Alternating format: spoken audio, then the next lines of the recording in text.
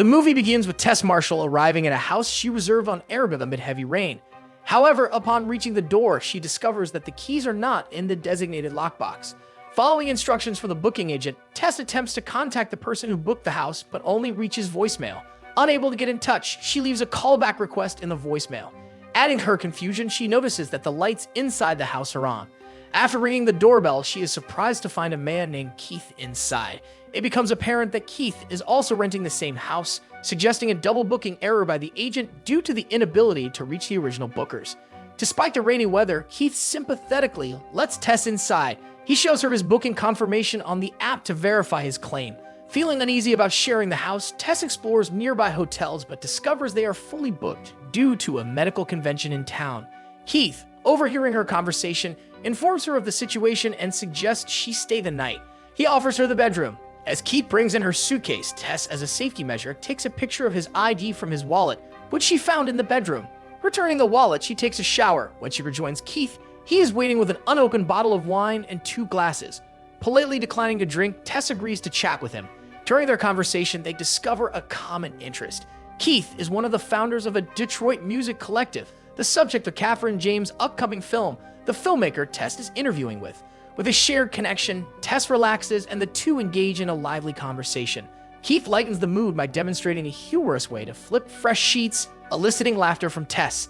Together, they put the new sheets on the bed, and as Keith wishes her good night, it becomes evident that he is developing feelings for her. During the night, Tess is awakened by a creaking door and discovers it swinging open. Adding to the eerie atmosphere, she hears Keith panting in his sleep and saying, "Help me." Concerned, she approaches him, not noticing another bedroom door slowly swinging in the background. Tess wakes Keith, who is startled. She explains hearing her door and questions if it was him, to which he denies. After apologizing, she ensures her door is locked before going back to sleep. In the morning, Tess doesn't find Keith but discovers a note from him expressing that he had a great time with her the previous night and is currently out. Upon leaving the house for her job interview, Tess finally notices that every house in the neighborhood, except the one she and Keith are staying in, is dilapidated and vacant. Despite the ominous atmosphere, she brushes off the red flag due to her lateness and proceeds to the interview. After the interview, Kathryn James, upon learning Tess is staying in Brightmoor, expresses concern about the neighborhood's safety, but Tess reassures her. Returning home, Tess encounters a homeless man who shouts at her to leave the house. Terrified, she quickly grabs the keys and locks herself inside just in time. Attempting to call 911, she learns they can't dispatch help immediately. Consequently, she packs her bags and copes with the situation inside the house. Later, while searching for toilet paper in the basement, she inadvertently locks herself inside. Realizing her phone is in the bedroom and the house key is in her pocket, making it impossible for Keith to enter, Tess examines her surroundings. Discovering a rope in the wall, she pulls it, revealing an ominous door in the basement. Peering inside, she uses a mirror to illuminate a dark hall. Curiosity piqued, she decides to explore it. Yelling Keith's name prompts his screams for help, compelling Tess to descend. Navigating through dark halls, she discovers rusty cages with doggy bowls. Deeper inside, she finds a terrified Keith claiming he was bitten. They argue about the way out, but are interrupted by a horrifying humanoid creature that kills Keith. The creature then turns its attention to Tess, leaving her fate unknown. The scene shifts to Jay Gilbride, a Hollywood actor facing career turmoil due to allegations of sexual misconduct. To fund legal expenses, he travels to Detroit to liquidate a property in Brightmoor, which happens to be the house Tess stayed in. Upon arrival, he sees Tess's car and scattered belongings along with Keith's. Angry, he assumes squatters and calls his house manager, who denies recent Airbnb bookings. Unconvinced, he goes to town and reveals his past misdeeds to a friend. The next day, he investigates Tess and Keith's identities, finding Tess's laptop and car keys. Suspecting the basement, he arms himself and discovers the hidden door. Unfazed by the eerie discoveries, AJ sees an opportunity to increase property value. He measures the dark hall and discovers another hidden door leading further underground. Excited, he ignores the cages, showing no fear. AJ remains oblivious to the ominous signs and sees the situation as a chance to profit from additional space in the property. Continuing his exploration, AJ encounters a light further down the tunnel. Upon approaching, he discovers a foul-smelling room with a small TV playing an old tutorial on nursing a baby. Feeling a tug on his measuring tape, he lets it go and runs deeper upon hearing a scary noise. The creature suddenly appears in front of him, terrifying AJ, who continues running until he falls down a hole. To his surprise, Tess is in the hole with him. The narrative shifts to the 1980s, revealing the house's original owner, Frank.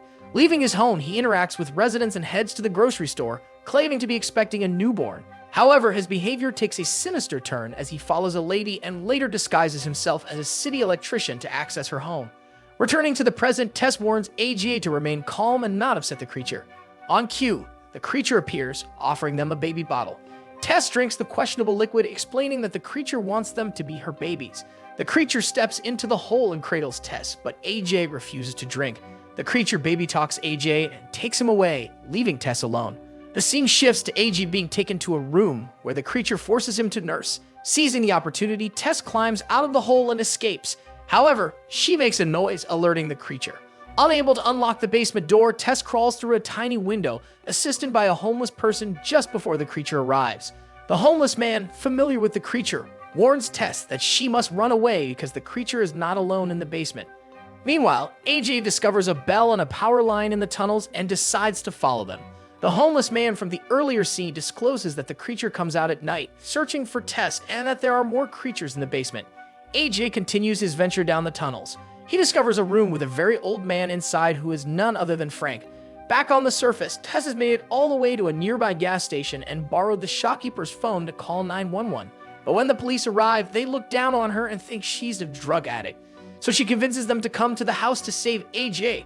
But upon arriving, the officers are skeptical about Tess's claims and think she's just another delirious homeless person, so they drive away.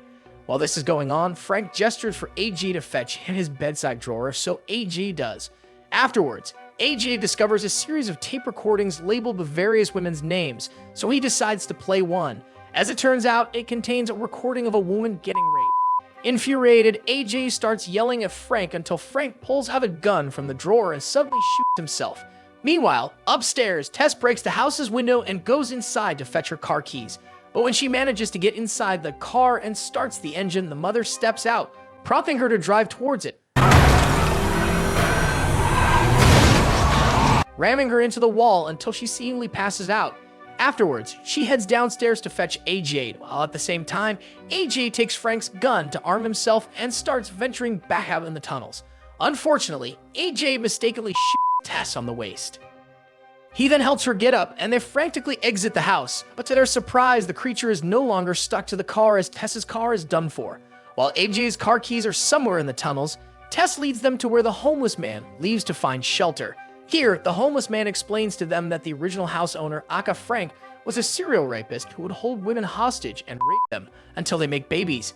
He then would get the babies to procreate with one another, and after generations of incest, the mother is the final product who's been in the house for over 40 years. In a desperate bid for safety, the homeless man reassures AJ and Tess that they're safe because the creature doesn't venture far from the house. However, this assurance is shattered when the mother suddenly appears and brutally tears the homeless man's limbs apart. In a panic, AJ and Tess run to a nearby water tower, but Tess, injured, struggles to climb. Upon reaching the top, AJ, belatedly recalling he has a gun, clumsily fumbles with it, causing it to slip from his hands. Trapped and facing imminent danger, AJ reveals his true nature by heartlessly throwing Tess off the tower. Aware that the creature would instinctively try to save her, Tess is indeed rescued by the mother, seemingly sacrificing herself in the process. Believing the mother is now dead, AJ descends to check on Tess. To his surprise, he finds that the mother shielded Tess from the fall, and Tess miraculously survives. Feigning ignorance, AJ claims he doesn't know what happened and attributes the incident to Tess slipping. The stage is set for the chilling events that follow in this gripping narrative. To AJ's surprise, the creature gets up and grabs him. She got AJ's eyes out with her thumbs before cracking his head in two. The mother then comes up to Tess and tenderly tries to lift her, but Tess is in way too much pain. She softly tries to speak to Tess and tries taking her down the tunnels again while Tess takes AJ's gun. She then aims it at the mother with a slight look of remorse on her face before pulling the trigger. Tess then gets up and walks out of the area to get medical attention. And this is where the movie ends. If you enjoyed this video, check out another video popping up on your screen now.